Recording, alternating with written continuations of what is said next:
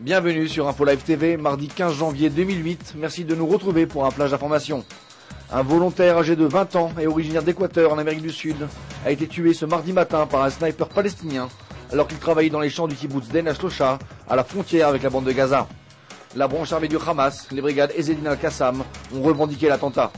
Dans le même temps, l'armée israélienne a lancé un raid contre le nord de la bande de Gaza, tuant 15 terroristes du Hamas, dont Hussein al-Azhar, le fils de Mahmoud al-Azhar.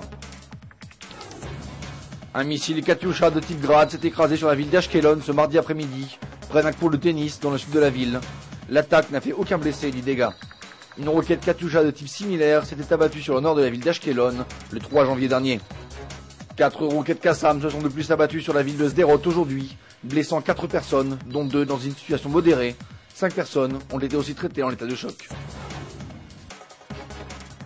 Dans une dernière tentative en vue de tenter de persuader le parti Israël Beitenu, titulaire de 11 sièges à la Knesset, de ne pas quitter la coalition, le Premier ministre Ehud Olmert a rencontré aujourd'hui le ministre des Affaires stratégiques et chef du parti, Avigdor Lieberman.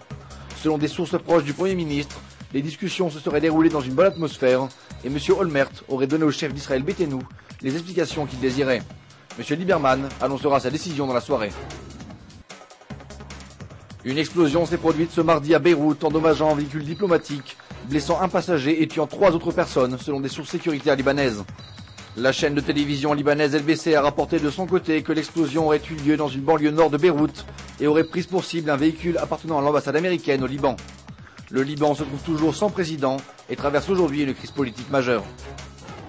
Le taux de change du dollar face au shekel a continué ce mardi sa plongée vers le bas, perdant 0,79% et s'échangeant aujourd'hui à 3 shekels 69. L'euro a de son côté aussi baissé et s'échange aujourd'hui à 5 shekels 49. Votre programme sur Info Live TV, c'est aussi un reportage sur la tragédie qui s'est produite ce mardi à En Ashlosha, lorsqu'un jeune volontaire a été abattu par des snipers palestiniens. Retrouvez aussi un documentaire sur les organisations chrétiennes au secours de la ville de Sderot. Enfin, découvrez un reportage sur l'opération militaire israélienne à Gaza ce mardi. Merci de nous suivre sur Info Live TV, la première télévision israélienne internationale en direct de Jérusalem. Découvrez en avant-première le nouveau service d'Info Live TV. Recevez gratuitement chaque jour, en vidéo, les informations d'Israël et du Proche-Orient sur votre mobile. Pour vous abonner, entrez sur notre site www.infolive.tv et cliquez sur la bannière Service téléphone mobile. Aujourd'hui, le monde entier parle d'Israël. Mais qui parle d'Israël au monde entier, en temps réel, en 4 langues et en direct de Jérusalem? Infolive.tv, la première chaîne de télévision internationale israélienne. 24 heures sur 24, 7 jours sur 7, suivez de l'intérieur l'actualité d'Israël et du Moyen-Orient. Des reportages, des interviews, un grand journal et des flash infos en images dès que l'actualité l'exige.